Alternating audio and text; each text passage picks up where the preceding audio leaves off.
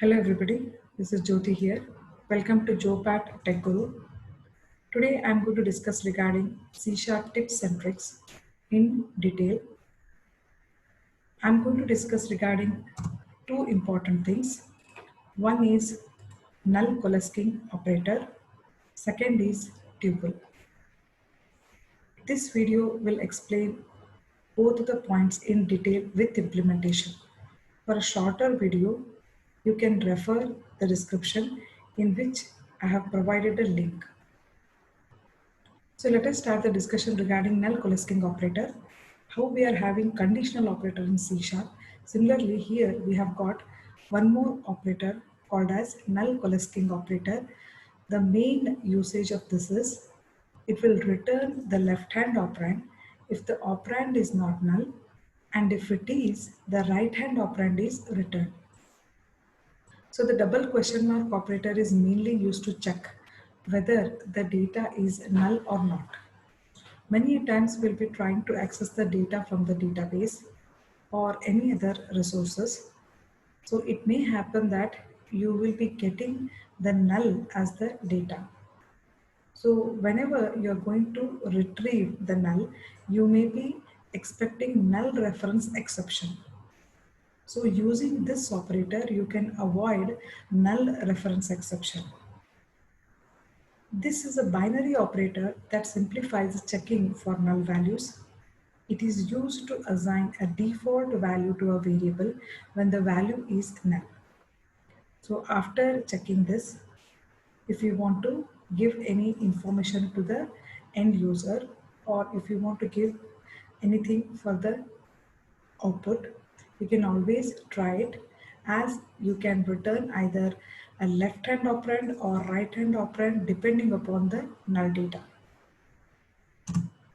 So which are the other features of double question mark operator? Overloading of null coalescing operator is not allowed, as it is already predefined by Microsoft. We cannot overload it. Both value types and reference types support this operator. The double question mark operator is used to check null values, and you can also assign a default value to a variable whose value is null. So within the program, if you want to give any default value also, you can set that. So let us see with an example.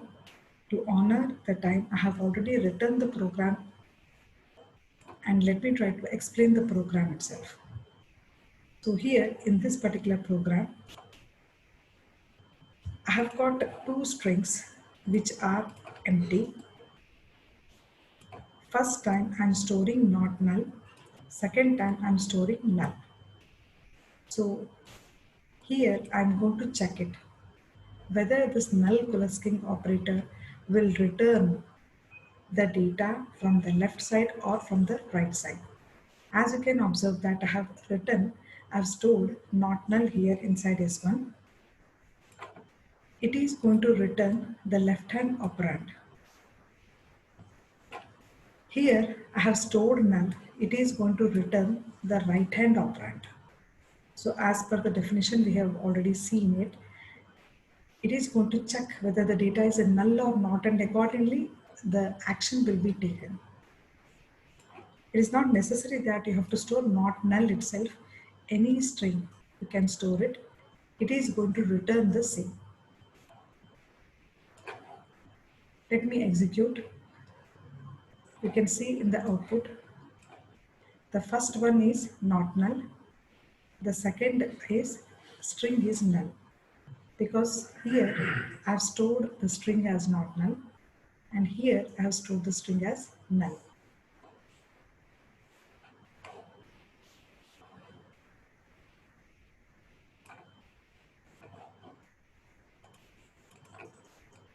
So this is all about null coalescing operator. So what exactly the tuples are? How we are having enumerations and structures in C#. Similarly, tuples are introduced in .NET Framework 4.0. A tuple is a data structure that contains a sequence of elements of different data types. So if you want to create a tuple, we're having again a standard definition of tuple or syntax.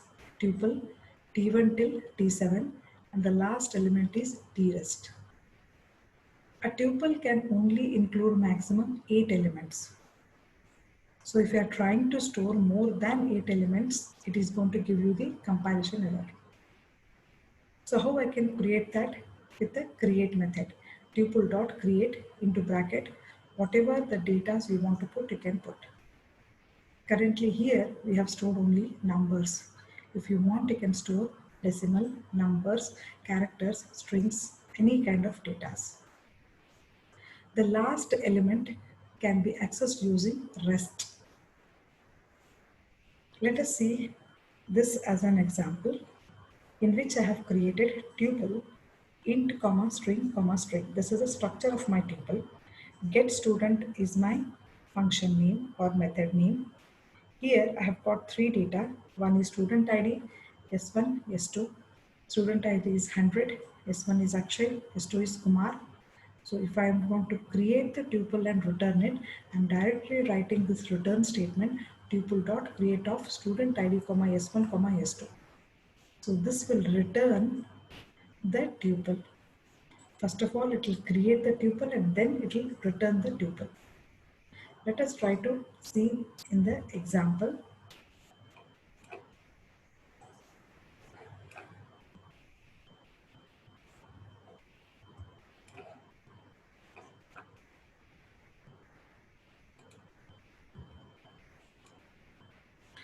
So here we have got the tuple as student, variable student equal to tuple dot create of 1 comma Jopat comma TechGuru.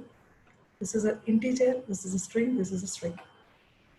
So currently I want to display that I'm trying to access each and every data using item 1, item 2, item 3, because there are three set of data here. So item is the standard one which will come automatically. So how many elements you have stored it inside the tuple, accordingly we'll be getting the items here. In the second set of data, I have created tuple with different data types. Tom, 12, 13, Dick, 5, Harry, 7, 8. So if I want to display all the items starting from 1 till 7, I'm displaying it like this. The last element is the 8th element. If you are going to give rest, it is going to give you the output as 8 like this. So if you want only 8, then you can use rest dot item 1. Let me execute and show you the output. So here this is my first output in which I am getting 1 Jopat TechGuru, item 1, item 2, item 3. Here starting from item 1 till item 7, Tom, 12, 13, Dick, 5, Harry, 7, and you can observe that I am getting 8 with the bracket for rest and only 8 if I am using rest dot item 1. So like this you can create the tuple and access the data.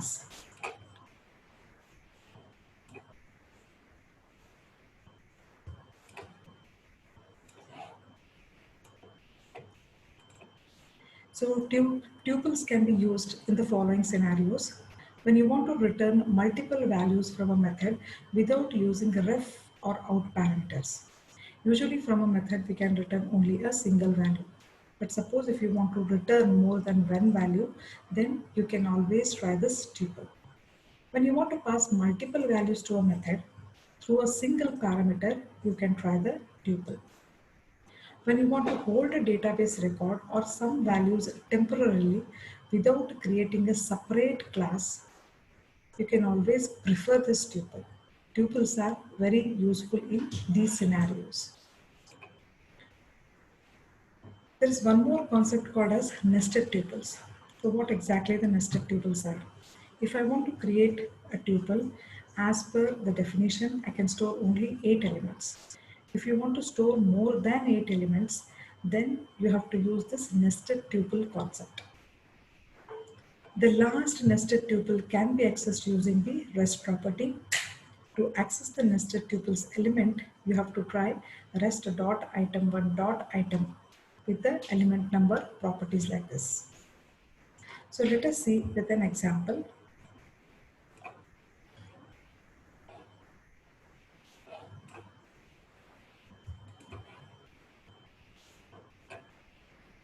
Here I have created a tuple called as num, in which I am storing 11 till 17. So in the 8th position, I am creating one more tuple and I want to store again 8 numbers. So how to access the first set of data or first tuples data? So here I am using currently item 1, item 2 up to item 7. So what about the 8th item? If I am going to give num.rest.item1, then I'll be getting this entire data. So let me see within the output. So you can observe that I'm getting 11 till 17, and in the 8th position or the 8th element, using this rest, I'm getting the second tuple data. So if I want to access each and every number separately, then how I can try it or how I can use it? If you want to access each and every number or the data from the second tuple, you have to give num.rest.item1.item1, item1 dot item 2. Like this, all the set of elements you can display it. So currently I am getting 4 datas, 80 into 21. So you can observe that I'm getting 18, 19, 20 and 21 because I have given num.rest.item1.item1. Like this, for the second set of tuple, I'll be getting the output.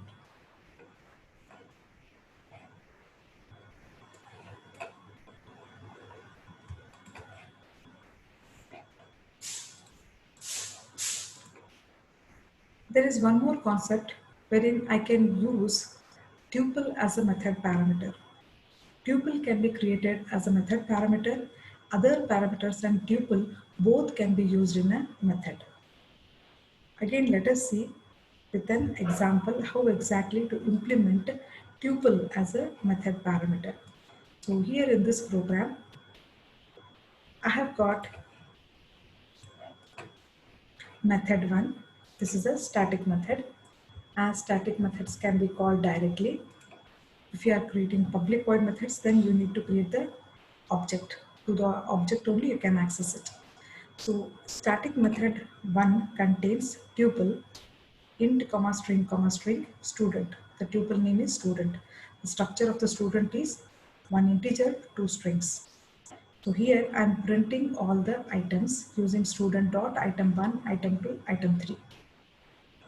Then how to call this particular method? I have created the student and I am putting all the data here. This entire student, I am sending it as a parameter to method. So student data will be passed to this parameter and you will be able to retrieve all the data.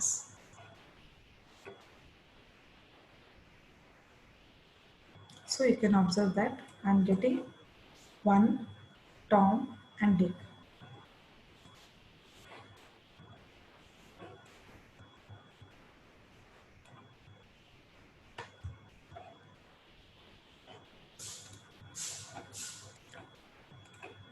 So there is again a tuple here which can be used as a return type. So tuple can be returned from a method. You can create the tuple and you can return it, or you can return the tuple from a method.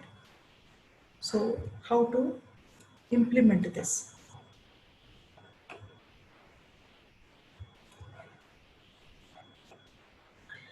So here in this particular program, we have got display student. This is again a static method.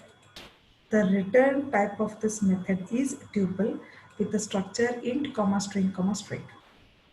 So here I am returning this tuple. I am creating the tuple with the data and I want to return it. So once I am creating the student and I am calling this particular function,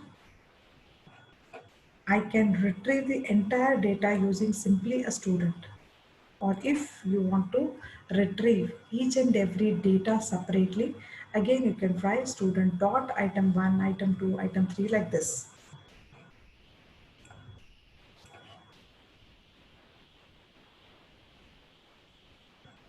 So you can observe that if I'm going to print student, I'm getting the entire structure.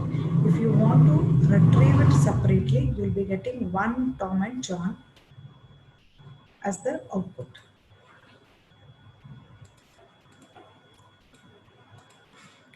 So what are the tuple limitations?